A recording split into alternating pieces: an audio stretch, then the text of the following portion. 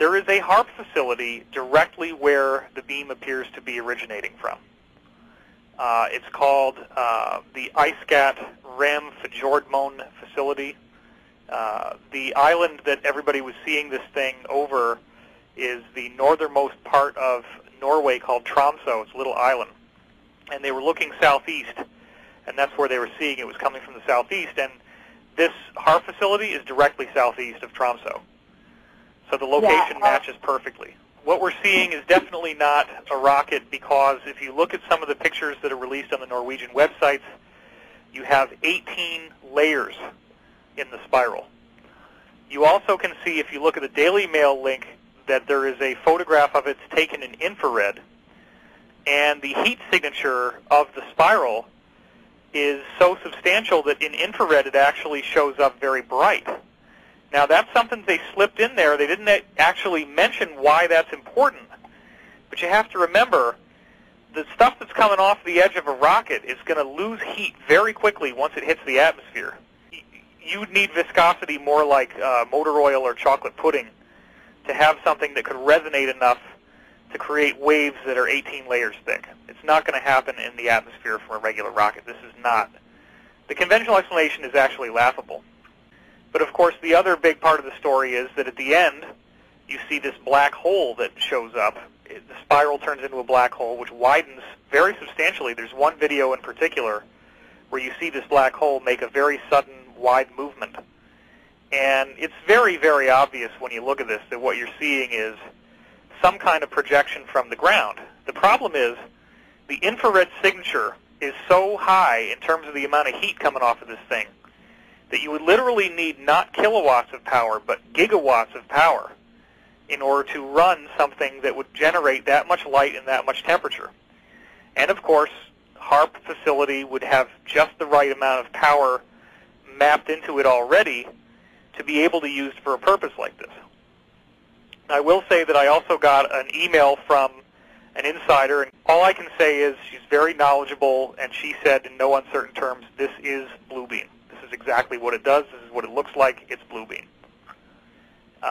So if that's true, then the spiral is only one of any of a variety of things that they could do with it, which I would agree with. I think that these mystery halos that you've seen over Russia, and I believe there's also one in somewhere around Bosnia, they are obviously UFO-like in the way they look, and they are bright glowing rings in the air which have been filmed by people in their cars and put on the nightly news in Russia to the effect of making people ask the question, hey, do you think this is a UFO?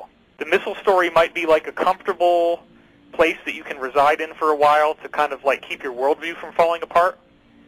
But I see this very much as people trying to knock down the wall and get to the truth of what's really going on with disclosure here. I have found video of this exact same spiral thing that showed up in Norway, but there's videos of it from 2006 in Russia, and there's a video of it in China published in April 2009 on the internet. Now, that doesn't mean it was made in April 2009. That just means that we know that it can't be any newer than that.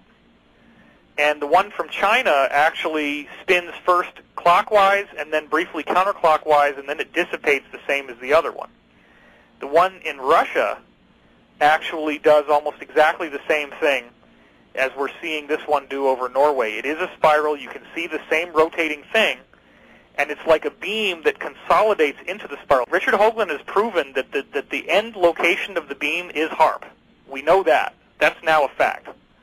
What we don't know is, did HAARP make the beam from the ground up into space, or is the beam going from space down to HAARP? The point that I wanted to make on that front is that we've seen other examples before of UFOs appearing over such things as nuclear missile installations and even in the air riding alongside missiles as they're being tested. Could this also be something that was perhaps offsetting HAARP-based electromagnetic mind controls? This is obviously related to disclosure. We've had very high-level sources telling us something is going on. They're getting ready to make an announcement. I saw Dr. Stephen Greer speak recently at the Secrets Conference in Phoenix, Arizona, which I spoke at the weekend before last weekend, and he gave some very interesting information as well that I wanted to share, and that is that he's been working with a scientist who has access to the knowledge to be able to build very practical, high energy yield, free energy devices. He has this knowledge. Now, everything had been going well with Greer, and they were getting the financing together to basically release the technology out to the world to help save the planet. And then, of course, since there are multiple levels of the cover-up and they don't all agree with each other, in fact, there's a lot of factions and a lot of infighting, one of the factions went after this guy and basically ostracized him and got him out of the country to some secure location, quote-unquote, which probably means an underground facility, overseas in Europe. And he was basically being held prisoner there. There was no forward movement. Now, as of 2 weeks ago, when we met Dr. Greer, and I did get a chance to speak to him, we actually have now gotten confirmation. The powers that be have set this man free. They're willing to allow him to resume his work with Greer, and it is going to be moving forward. They're going to allow his technology to be brought out into the public.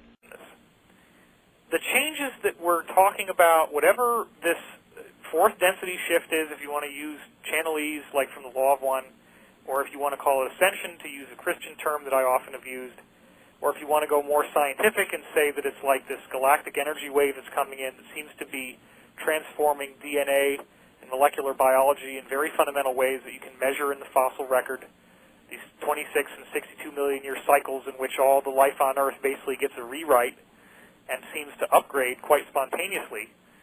My explanation has always been that those long-term cycles of multi-millions of years are happening because of galactic waves that actually rewrite DNA. And we have laboratory proof that that can happen. We have Gariev, this Russian scientist, who's actually shown frog eggs being rewritten into salamander eggs by taking the waves from the salamander eggs and shotting them into the frog eggs. So we know this stuff works. We know that it's available. And what I keep saying is, don't expect some cosmic light switch to go off on December 21st, 2012. The human species is now evolving 100 times faster in the last 5,000 years. And what that also means is that if you took somebody from 3000 BC, that person is more similar to Neanderthal than they are to you and me. That's how fast our DNA is changing. Dr. John Hawks from University of Wisconsin has proven that. So we already know that we're going through this massive evolutionary spike. We already know that we've had a massive increase in technology in the last 300 years. What I'm saying is, don't keep waiting for something to happen. It's going to happen right in front of your face. It's going to happen right now. It's going to be no denying it, and you're not going to have to wait for it. And we are seeing now the manifestations of things we never thought possible. An unimaginable manifestation of this weird spiral in the sky that looks like a painting. It does not look like a natural phenomenon at all. And there it is. So the proof is right in front of your face. You don't need to wait for it, and it's going to keep happening. I do believe that. I think the more that the stakes rise and the more that people are pushing the envelope here, you're probably going to see more and more of this type of stuff happening. It's not just going to... If nobody actually says the disclosure outright on national television, it's going to happen through some sort of really wild technological demonstration that nobody can ignore. And I think that, again, it may be resorting to guys like you and me and all of you people out there listening. We're the ones that know what's going on. We're going to need to help people who don't know what's going on. They're going to be very confused and frightened. And we're going to need to help them understand this is not an alien invasion in progress. This does not mean you're going to be living on gravel and shoe leather. You know, you're going to have an economy. Things are going to keep on going. There is a higher positive presence that I call management, the ETs, that basically make sure the planet doesn't fall apart. And so you read about things like from Dr. Beater about this Battle of Harvest Moon and the Battle of the Underwater Missiles. They keep getting thrown off. We don't have an apocalypse. Although the insiders keep trying to make one happen, it never does. So I just, again, you know, regardless of what the callers are going to say, I want to make sure before we get to that, that the message comes back to the fact that we may have to do this disclosure ourselves, and we are doing it. And the more whistleblowers who are brave enough and willing enough to come forward and share what they know with us, and share it with the people, and not try to profit off of it and become multi-billionaires, but share the technology. We can create the future we want.